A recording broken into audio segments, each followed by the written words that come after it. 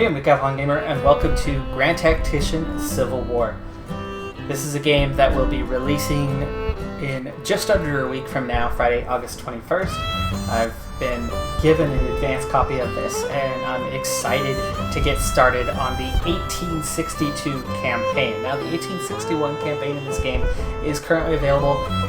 For me, I've tried it a couple times, and it's really hard to get the AI balancing just right to where both nations start up the war properly, because it begins a couple months before Fort Sumter is fired upon. The 1862 campaign already starts with armies in the field. Battles have already taken place, but things are really kind of just kicking off at this point, so it's a really good time to get started on the game. Now, it's supposed to be that by release next week, there should be an 1863 campaign as well, and then in the near future, during the early access period, there will also be an 1864 campaign ready to go. And then one of the big things is they're going to focus on balancing. And like I said, the balancing still needs to be tweaked a bit, but getting a lot of players involved and getting that feedback should start making the difference on that. Now, from what I've found through my trial runs in preparing for this game, that I'm already doing a pretty bang-up job on getting through it. So I've upped the difficulty level by quite a bit. And the main goal of this game, to win the war, is to beat the other army through morale. You want to not just beat the army, but you want to beat the nation. This is control of the whole nation. It's almost as if you're the president, or at least the commander of the armies. And I love that this is a real-time strategy combined both on the world map and in battles themselves. Not too many games combine those. You get one or the other, and very few games do both well. They'll do one well, but not the other. EU4, brilliant grand strategy. There is no combat. Total War, the whole franchise, brilliant combat, very mediocre strategy. This does provide a pretty good balance. The one critique is the graphics could certainly be better than they are, but they are certainly good enough. And if you can look past that, when the balancing gets sorted out, this game has a ton of potential. And I can see myself playing this for a very long time to come. Now, balancing wise, this first campaign might not be the longest, but at some point, I think we could be going for max AI bonuses and really going at it, and I love that idea. But with that, let's get to the game. This step, secession, once taken, can never be recalled. We and our posterity shall see our lovely South desolated by the demon of war. Alexander Stephens, Vice President of the Confederate States of America. Chapter 2. The Demon of War. The election of Abraham Lincoln, an anti-slavery Republican, as the 16th President of the United States was the last straw, triggering secession. One by one, Southern slave states declared secession from the Union and formed the Confederate States of America, led by President Jefferson Davis. This secession ignited the inevitable escalation, with fruitless efforts to still find a political compromise falling on deaf ears. Advocates of armed insurrection and fire eaters roam the states with steel in their eyes, and the public is aroused to volunteer, to fill the ranks, to quell the rebellion, and to preserve the Union or to secure independence from it. Following open hostilities, President Lincoln's militia call for 75,000 volunteers for 3 months' service, sparks incredulous protest and loud outcry among the southern states. And these sparks set on fire the irreversible. More states secede. Now it's war. First things first, this is a topic I know a lot about, but also I will not pretend to know everything. A little background on that. I was a scout in the U.S. Army. I won Soldier of the Month a couple of times, based almost entirely off of the fact that I knew military history better than anybody else in my unit by far. I picked up a lot of points there. Then, after serving in the Army, I got my bachelor's in history. I did take a one collegiate course on the Civil War, and then went on to teach history after getting my master's in education for 10 years before opening a daycare and doing the channel in my spare time. So I do know a fair bit about history in general, but it's been a lot of years since I've brushed up on this topic specifically.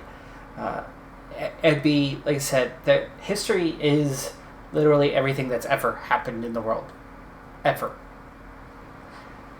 It's too much for any one person to know.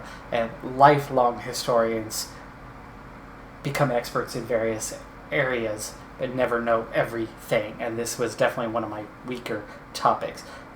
One last note on that, it actually was my high school honors history teacher, who I then actually taught alongside when it became an AP program at the school. I later worked at that school that I attended.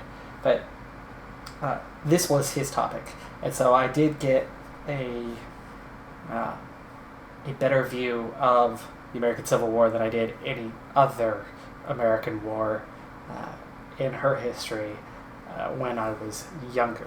But again, that was a long time ago. That was half my life ago. So with that, as we go through this campaign, I will not try to follow the historical movements and recreate those. I will be playing this game as a game, and I'm going to go for it. I'm going to go for broke and try to win the war in my style, in the way that I know military tactics and game tactics.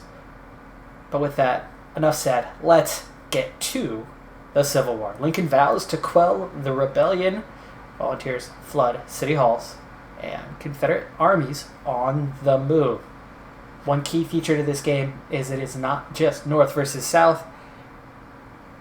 There are a whole host of other nations in the world that have vested interest in what happens during the American Civil War, and a few specific European nations do have a role to play in this game.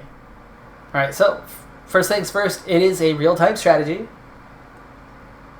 What happens on this map will happen more into that micro scale where battles take place, and you can engage in those battles yourself. A lot of battles will be engaged on the map purely by themselves, but certain battles give you the option to step in and play out the battle yourself, which I'm very much looking forward to. I have done a few battles in preparation and in another video, a first look video, but let's see the status of the war. Now, first off, the North, including Kentucky, Missouri, Kansas, creating the boundary there. Virginia, not yet separated to West Virginia. That happens during the war. So all of Virginia is Confederate, with Maryland, Pennsylvania, and the surrounding states all on the side of the Union. The Union has a major advantage in a number of ways. Industrial strength, manpower, size of the armies, but they have to take the fight to the South. The South, Confederates, they seceded. They wanted out. If the Union would have just let them be, no problem. And so they have to be the aggressor at a time where defender has a major advantage. So, can we get into scenarios where I can flip that table and not always be the attacker? Can I defend and take that advantage with me? I'll look for those opportunities as we go along. Let's make our way down across the front, beginning in the west, and we will need to add armies right away. I think this is just garrison. Yes, it is. Okay, here is our first army, and this is the Army of the Southwest. This army has just under 10,000, and the Confederate Army of the West, 17,000. So that they've got a pretty significant advantage. Guns are even, but there's no way we are going to try to engage them first. But one thing I might try to do here is maybe we add another division. It's going to take them a while to get here, but let's go ahead and do that. So we are to the extreme west, so Iowa is going to be a good one. Let's start with Iowa. One other thing that I'm going to stray away from is the fact that it's the blue and the gray. I'm going to pick up other options. I'm definitely not going to use gray, as that would be too confusing. But I love green. I went to the University of Oregon. I love green. It's my color. I live in the Northwest. I love green. It's my color. I know I said it, but just reiterating the point. So we will see some other colors in our forces, and that is fine. That is fine. So Illinois is probably going to be one of the closer ones. I don't think there's going to be too many options out west for me. But let's see. Pennsylvania, not far enough. Ohio's not going to be far enough. Vermont is certainly not far enough. Wisconsin, it's going to take them a long time to get here. But a unit from Wisconsin wouldn't be bad. But they could more quickly reach somewhere else. Missouri, nothing. No volunteers left in Missouri. And you know what? Maybe I just expand what's here. When these three arrive, instead of attaching them directly to the headquarters, I will divvy them up. I'll reorganize this and add one to each of these divisions. Fill that out a little bit better. So strengthen the divisions by 3,000 each. That gives me 9,000 more. That is a group that can put up a fight just fine against that other army.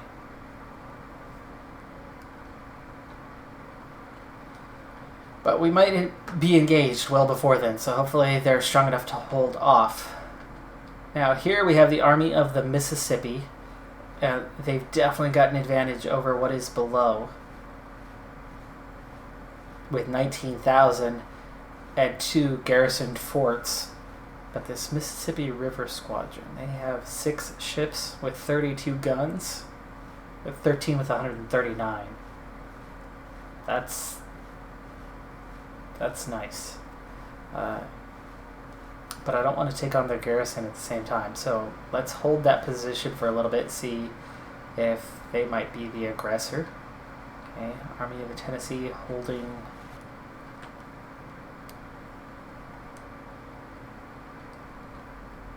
whatever river this is. I'm not sure off the top of my head. Okay, we're also holding Nashville. So we've already got a nice deep presence into Tennessee. How many troops is that? It's Army of the Ohio with 18,000. So there's 36,000 there. That's good. 7th Division though, only 7,000. And the Army of East Tennessee has them beat by 4,000. Guns-wise, guns are about level. So let's also try to add something to this 7th Division. It's one large division is all it is. So at this point there's no other command structure that's necessarily available to me. Let's add a couple divisions to fill them out, and East Tennessee, Ohio would probably be a good place to grab from. Right? So 6,000 more there. Should definitely help. It's going to take a while. They don't arrive right away. Let's see, 9 days. Just 4 days for that one. That's good. Alright, and here's the major one. The Army of the Potomac. There are 5 corps in general, in all. The 5th Corps, though, is detached from the Army currently in terms of orders. So the 5th Corps is separate, and then Army of the Potomac has 4 corps right here in the area. And Lee's Army of Virginia is directly across from us, coming for Alexandria with 62,000 troops. On the flank is Stonewall Jackson with nearly 8,000. That's somebody we could definitely take on. We're going to make our first move with 5th Corps. And then I'm going to send all of the Army of the Potomac just south of Alexandria.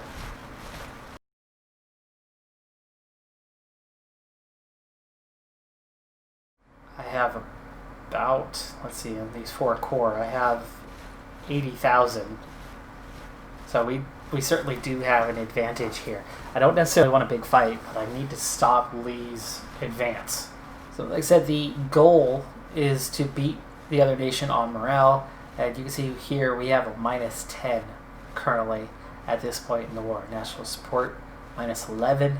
But the morale of the armies is high, and we have a roughly 100,000 man advantage. Orders have not reached these corps yet. They're not mustered and gone forth. It's going to make it hard because Alexandria looks like Lee might get there before I have a chance to move. 5th Corps, the only one that's already set off. And we have ourselves a battle right here. We have a chance to jump into our first battle. It's a smaller battle. I do think we are going to be outnumbered on this one pretty significantly because those additional units, those 9,000, there's no way they've already reached. It's been less than a day. And there it is. There is where we're outnumbered pretty bad. Infantry-wise, we're outnumbered by 3,000. Cavalry, huge disadvantage, 4,000. Hopefully they don't do too much with that. The artillery is just about level. So if we can get a good spot, we could put up a decent fight. This is not a guaranteed loss by any means. Okay, I'm going to car out to this front position. We'll readjust when we get up there. You're going to cover the center. Now, artillery is going to be paramount to whether we're going to have success today. So we definitely want to get the artillery into a good spot where they're going to have a nice long view, like right here, over this whole area, down to Round Prairie and everything. Now you can see how they have not set off yet. It's because they haven't received the orders. It takes a courier to get to them. Then they receive the orders. This will tell me if not only this road is clear, but it'll tell me if there's a pathway coming back this way. And it looks like there is. And wow, they've got a nice vantage point. I mean, you can see we've got this whole area visible up to about here. Still no sign of them, so I'm going to send them right back down this road.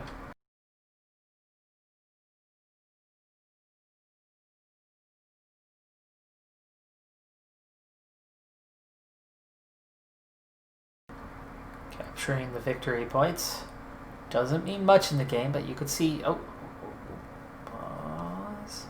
It's giving us a little edge, right?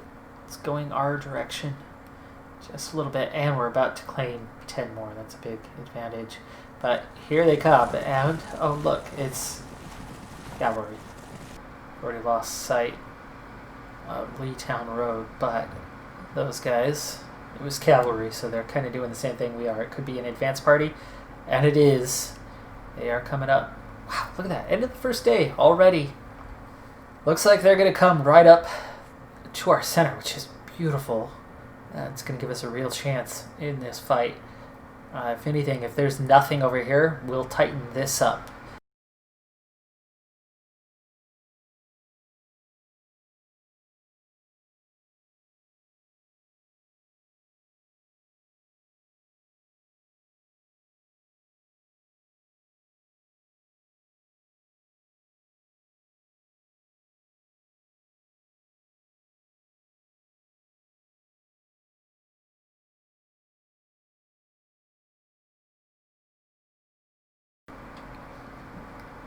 continue to move to flank us. Gotta watch out for McNair's brigade here, but if it's just one brigade, I'm not worried about it, because between artillery and 2 brigades here, we can push them back before they ever come up and get on the ridge itself. I'm completely baffled why my artillery has not opened up fire yet, though. I think we could probably get to Leetown Road now, but there is that other cavalry unit. I'm wondering where they were.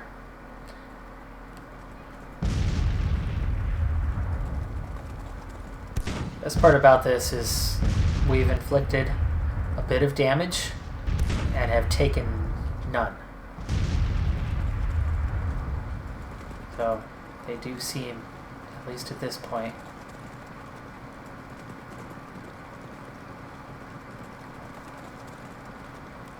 afraid to engage us.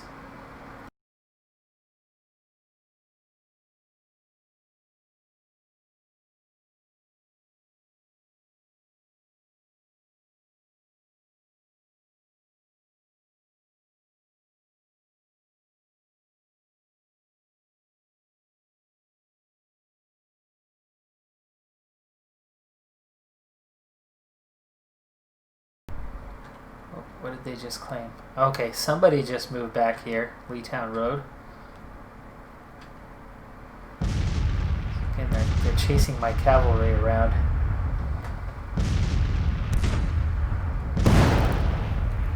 We're up to 24 now. And up to 2 on this cavalry. Can we get you firing? Come on.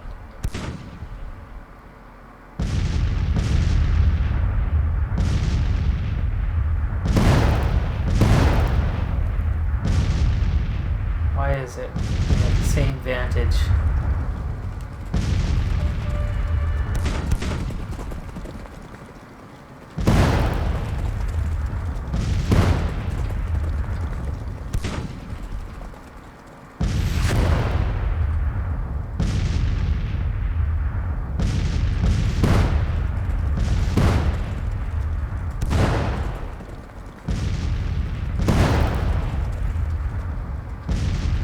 Artillery is so touchy in this game. It really is.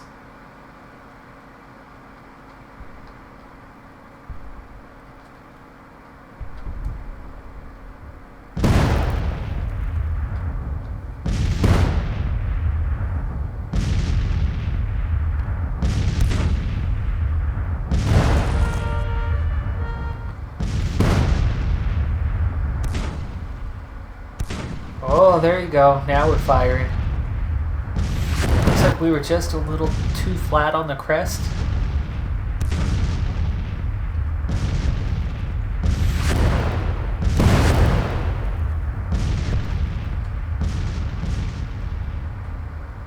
It's getting late.